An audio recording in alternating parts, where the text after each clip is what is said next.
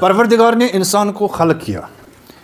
انسان کی خلقت کے بعد انسان کو ایک رہنما کی ضرورت ہے. اس رہنما کو دینی اصطلاح میں نبی کہتے ہیں. نبی اور نبی کے بعد امام. یعنی یہ انسان جو کہ سب سے خوبصورت اور سب سے اہم موجود ہے تمام موجودات کائنات میں, تمام مخلوقات میں. کسی بھی چیز کے لیے رہنما کی ضرورت نہیں, سب کو رہنمائی فیڈ کر دی گئی. فقط انسان کو ایک رہنما چاہیے. اب انسان کا رہنما کون بن سکتا ہے؟ سوال یہ ہے, انسان کی رہنمائی کون کر سکتا ہے؟ کیا انسان کی رہنمائی کر سکتا ہے؟ کیا انسان کا امام بن سکتا ہے؟ کیا انسان کو خلیفۃ الالہی بننے میں مدد کر سکتا ہے؟ جس خلقت پہ, توجہ کیجئے گا, جس خلقت پہ انسان کو پیدا کیا گیا, جس لباس میں انسان کو اللہ نے سنوارا, کیا انسان اس طرح کا ڈیزائن خلق کر سکتا ہے؟ نہیں کر سکتا. ممکن ہے کہ اس کا جو ہے نا وہ شبیہ بنائے, لیکن خود ہو بہو یہ حیثیت نہیں بن سکتی, قطعاً نہیں بن سکتی. انسان خلق نہیں ہو سکتا جب تک اللہ کا ارادہ نہ ہو. جیسے جب اس انسان کو خلق کیا, اس انسان کے لیے ایک رہنمائی کی ضرورت ہے, ایک منشور کی ضرورت ہے. وہ منشور ہمیں چاہیے, وہ رہنما ہمیں چاہیے. رہنما انبیاء کو بنا کے بھیجا, انبیاء کے بعد ائمہ ہدیٰ علیہ الصلوۃ والسلام کو بھیجا. یعنی یہ انسان, جس انسان کی قابلیت ہے, جس انسان کے اندر بہت سارا پوٹینشل ہے, اس پوٹینشل کو نکھارنا ہے, اس کی تربیت کرنی ہے. لہٰذا اس کی تربیت کے لیے ایک نہیں, دو نہیں, بلکہ 1,24,000 پیغمبر بھیجے. یہ اس لیے نہیں بھیجے کہ ان کو دکانیں لگانی ہیں, ان کو دکانیں سجانے ہیں, ان کو کوئی ہنر سکھانا ہے, ان کو کوئی کارخانہ لگانا ہے. نہیں, ان کا کارخانہ اور ان کی فیکٹری جو ہے وہ انسانیت کی ہے. ان کو انسان بنانا ہے. جب تک انسان ان کو نہ بنائے کوئی اور کام انبیاء سے نہیں لینا ہے. وَالَّذِي بَعَثَ فِي الْأُمِّيِّينَ رَسُولًا مِّنْهُمْ يَتْلُو عَلَيْهِمْ آيَاتِهِ وَيُزَكِّيهِمْ وَيُعَلِّمُهُمُ الْكِتَابَ وَالْحِكْمَةَ. ان کو تعلیم دینی ہے, ان کو تربیت دینی ہے, ان کو حکمت دینی ہے تاکہ یہ انسان بن سکے. اب یہ توجہ کیجئے, اب یہ انسان جو بننا ہے تو کون بنا سکتا ہے؟ اس کے لیے اللہ نے نظام بنایا جسے نظام ہدایت کہتے ہیں. یہ انسان کیا تھا؟ هل اتى على الانسان حين من الدهر. کیا ایسا زمانہ نہیں گزرا کہ یہ نہیں تھا کچھ؟ لم يكن شيئا مذکورا انا هديناه السبيل اما شاكرا واما كفورا. ہم نے پھر اس کی ہدایت کی, ہم نے دونوں راستے اس کے سامنے رکھ دیے. ہم نے ہدایت کا راستہ بھی رکھا اور ضلالت کا راستہ بھی اس کے سامنے تھا. ابھی انسان کے ہاتھ میں کہ یہ کس چیز کو اپنا لے اور کس چیز کو چھوڑ دے. یہ انسان کیا اختیار انسان کے پاس ہے, لیکن اللہ نے دونوں کا اہتمام کیا.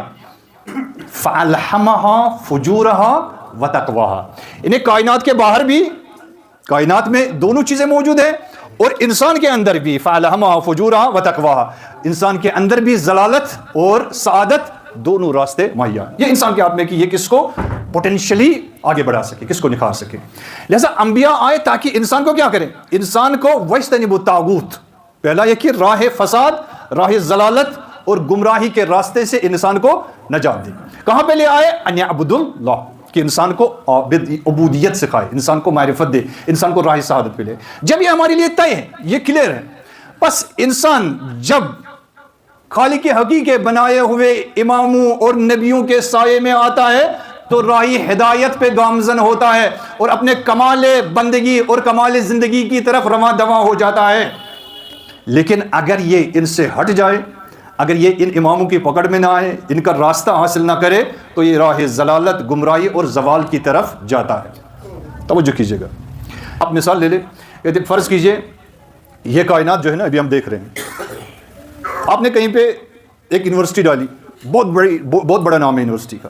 یونیورسٹی میں بڑا جو ہے نا اس میں لیب بھی بنی ہوئی ہے, اس میں بڑی بڑی کرسیاں ہیں, اس میں بڑے بڑے جو سیٹس بنائے گئے ہیں, بالکل لیٹسٹ اور فاسٹ جو ہے ٹیکنالوجی اس میں ہے. اس میں گیٹ کیپر بھی ہے, اس میں چپراسی بھی ہے, اس میں جو ہے سپروائزرز بھی ہے, سب کچھ ہے.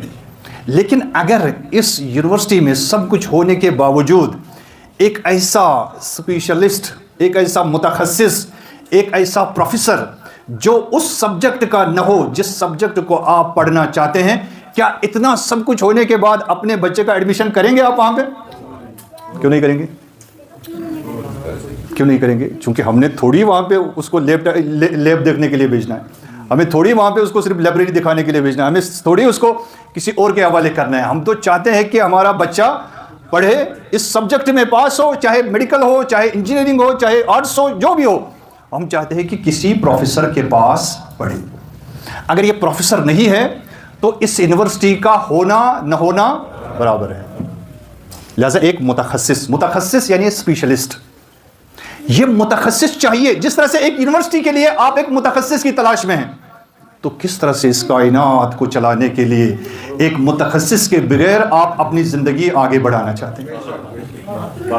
جو درد فاطمی تھا نا، جو درد تھا حضرت زہرا سلام اللہ علیہا کو، سب سے بڑا درد یہی تھا کہ یہ کائنات رسول نے ایک متخصص کے حوالے کی تھی. انسانی سماج، امت مسلمہ، امت انسانیت، یہ انسانی معاشرہ ایک ایسے متخصص، جو متخصص معصوم تھا، جس کے پاس علم الہی تھا، جس کے پاس علم امامت تھا، جس کے پاس علم نبوت تھی، جو تمام علوم کا حامل تھا، اس کے حوالے کی تھی. لیکن یہ امت اس بھاگ دوڑ کو کسی اور کے ہاتھ میں دینا چاہتی. سب سے بڑا گریہ یہ تھا. گریہ اس پہ نہیں تھا کہ فلک کے 4 مرلے ہیں یا 10 کنال زمینیں ہیں یا 20 کنال زمینیں، وہ تو بہانہ تھا. اصلی درد کہاں پہ تھی؟ درد یہاں پہ کہ یہ امت، ساری امت کہاں جا رہی ہے؟ یہ کسی اور پیرائے میں جا رہی ہے. ان کی تربیت کسی اور یونیورسٹی میں ہو رہی ہے، جس یونیورسٹی میں پروفیسر نہیں ہے، جس یونیورسٹی میں اللہ کا بنایا ہوا پروفیسر نہیں ہے. اب اس میں کچھ بھی پڑھاؤ تم، اس میں یا چپراسی پڑھائیں گے یا جو وہاں پہ کلرک ہے وہ پڑھائیں گے، وہ تو وہی پڑھائیں گے. اور آج کے دور میں اصل حاضر میں یہ بات ہمارے لیے ثابت ہے. جب 54 ممالک خاموش تماشائی بیٹھے اپنے اپنے گھروں میں مظلوموں کی سسکیاں سن رہے ہیں، مظلوموں پہ ظلم ہوتا سن رہے ہیں، 50,000 ٹن بارود نہتے مسلمانوں، بچوں، عورتوں پہ پڑتے ہوئے دیکھ رہے ہیں، لیکن 54 ممالک خاموش. کیوں؟ کیونکہ ان کے اوپر اگر کوئی حاکم ہے یا کوئی چپراسی ہے، یا کوئی غلام ہے جو ہمیشہ اپنی آگاہ کی سنتا ہے، جو آگاہ کہتا ہے، چاہے وہ اس کا آگاہ امریکہ ہو، چاہے انگلش ہو، چاہے کوئی اور صورت ہو، لیکن ایک واحد فرد بشر جو فاطمہ زہرا سلام اللہ علیہا کی اس یونیورسٹی کا سب سے عظیم پروفیسر، سب سے عظیم دین شناس، سب سے عظیم امامت کی پرتو اور امامت کا جانشین سید علی حسینی خامنائی ہے، جو آج بھی علی کی طرح ان سب ظالموں کے مقابلے میں کھڑا ہے. فاطمہ کا درد اسی لیے تھا کہ کل کو ایک ایسی قوم آئے گی، 54 ممالک 55 ممالک یہ خاموش تماشائی بنے بیٹھیں گے. لہذا رونا اس کے لیے نہیں تھا، رونا اس کے لیے تھا، یعنی عصر حاضر کے لیے رو رہی تھی فاطمہ سلام اللہ. اب اگر اس چیز کو ہم نہ سمجھے کہ امامت کتنی اہم ہے، یہ منشور الہی کتنا اہمیت رکھتا ہے ہماری زندگی کے لیے، تو کب سمجھیں گے؟ لہذا ایام فاطمیہ کا اہتمام اسی لیے. لہذا چاہیے ہمیں کہ ایک متخصص، ایک معصوم، اگر ایک متخصص معصوم کی رہنمائی میں اس معاشرے کی رشد نہ ہو، اس معاشرے کی تربیت نہ ہو، اس معاشرے کی ہدایت نہ ہو، نتیجہ سامنے ہے جو آپ سعودی عرب میں دیکھ رہے ہیں، نتیجہ سامنے جو آپ مڈل ایسٹ میں دیکھ رہے ہیں. لیکن اگر اس کی تربیت توجہ کریں، اگر معاشرے کی تربیت ایک متخصص معصوم جو کہ ابھی پردے غیب میں ہے، لیکن اس کے احکام اور اس کی اطاعت میں جو اللہ نے نظام ولایت کا سلسلہ بنایا ہے، اور معصوم کے ہوتے ہوئے غیر معصوم کے حوالے جس کے اندر وہ صفات اور وہ خصوصیات پائی جاتی ہے جو فقہ میں اور روایت اور احادیث میں بیان کی گئی ہے، اگر وہ پائی جاتی ہے تو وہ ایک متخصص ہی ہے، جس کو پوائنٹ آؤٹ کیا ہے کس نے؟ امام نے کیا ہے، اپنی خصوصیات بیان کیا، اپنی کوالٹیز بیان کرنے کے بعد.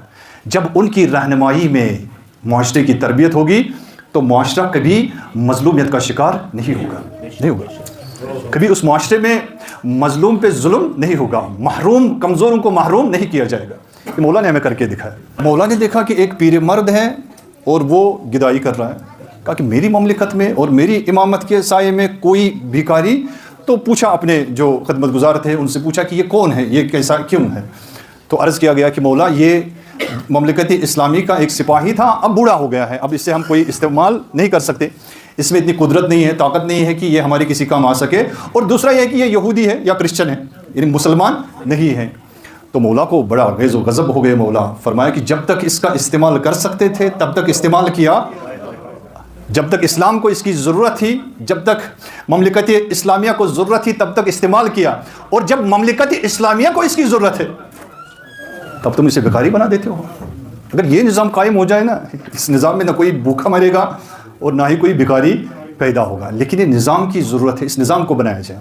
آج بھی امامت کو سمجھنے کی ضرورت ہے، اب سمجھانے کی ضرورت نہیں، چونکہ اب تو دنیا بھی سمجھ گئی ہے کہ یہ نظام امامت اور نظام ولایت سب سے قوی ترین اور سب سے مضبوط نظام ہے، مگر بشرط یہ کہ اگر ہم تسلیم ہو جائیں، اگر ہم اسلام اور اس نظام کے مقابلے میں سر خم تسلیم کریں۔ ہمیں کیا کرنا ہے؟ اپنی اپنی جگہ پہ اس کلچر کو ڈیولپ کریں، توجہ کریں اس کلچر کو، کلچر فاطمی کو نہیں کرتے ہم اس سے کوسوں دور ہیں۔